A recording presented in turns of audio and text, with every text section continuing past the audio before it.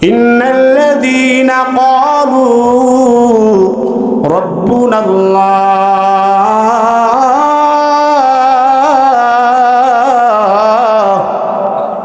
থুম্মা ইসতাকামু তাতানাজ্জালু আলাইহিমুল মালাইকা আল্লা তাখাফু ওয়া লা তাহজানু وأبشروا بالجنة التي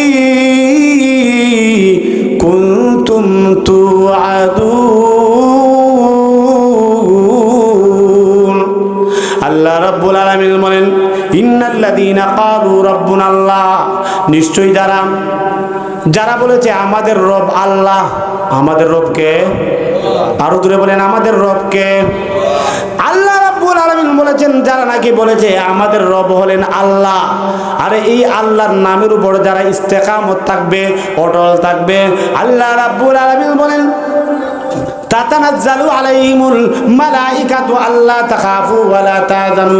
আল্লাহ রাব্বুল আলামিন বলবেন বান্দারে মরণের সময় তখন আল্লাহ রাব্বুল আলামিন তার কাছে রহমতের ফেরেশতা প্রেরণ করবেন। ওই সময় আল্লাহ জানায় দিবেন বান্দারে তোর কোনো চিন্তা নাই, তোর কোনো টেনশন নাই, তোর কোনো পেরেশান নাই। আল্লাহ তাখাফু ওয়া লা তাহজানু ওয়া আবশিরু বিল জান্নাহ, আমি আল্লাহ তোরে জান্নাতের সুসংবাদ দিলাম।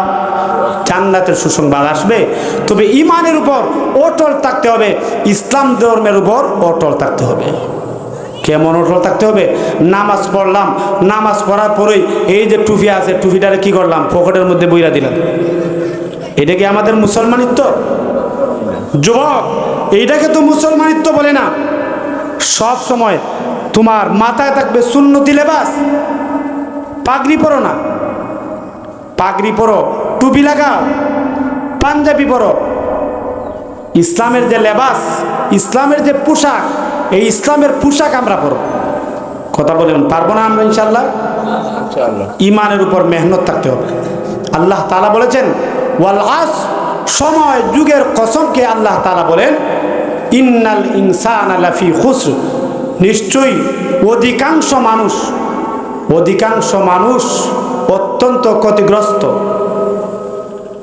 এরপরে আল্লাহ বলেন ইল্লা, তবে আল্লাযীনা আমানু ওয়া আমিলুস সালিহাতি ওয়া তাওয়াসাউ বিল হাক্কি ওয়া তাওয়াসাউ বিস সাবর, তবে যাদের মধ্যে 4টা গুণ থাকবে, 4টা জিনিস যাদের মধ্যে পাওয়া যাবে, তারা ক্ষতিগ্রস্ত না। এটা কে বলছেন?